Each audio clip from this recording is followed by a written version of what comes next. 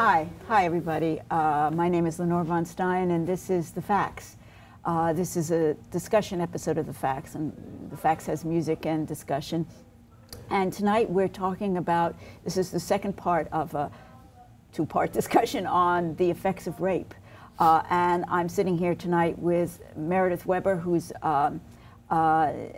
clinical, I'm going to make sure I say this right, clinical assistant professor of school psychology, right, at Temple University, and a trauma therapist.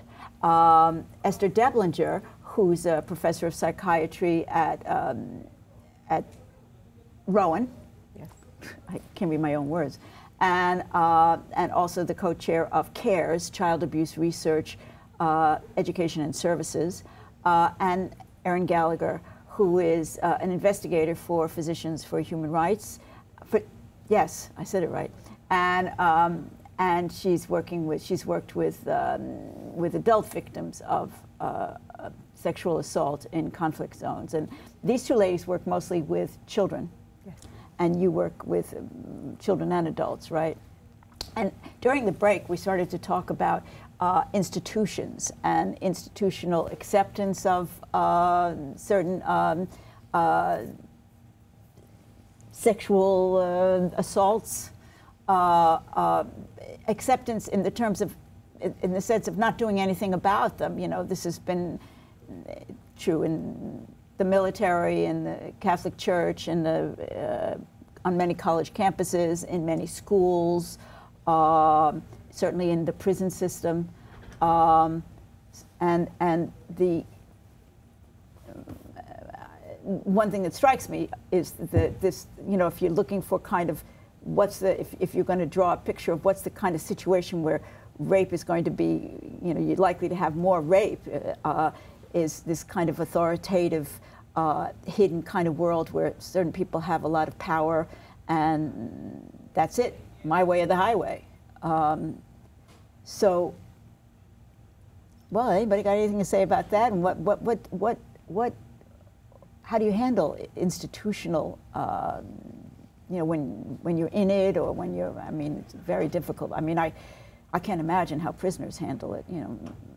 I think it's important to hold institutions responsible when they look away. Because I think people look away from sexual assault when they're protecting the institution instead of protecting the individual who's being harmed. And one of the commonalities of all of these different institutions is that they've had such immunity, and there has been no oversight. They have been allowed to, they have their own laws, their own rules, their own management, and the outside world has been very much at a distance. But obviously we can't be so, because otherwise it's created an environment where it's allowed to happen, and then it's been covered up. So there needs to be some sort of oversight from the outside, since they haven't been able to manage it internally. Does this mean that sexual assault is part of situations where there isn't vigilance against sexual assault, where it isn't, where you know, where it's that this is somehow part of what people do with each other, some portion of the population does with each other, given their druthers?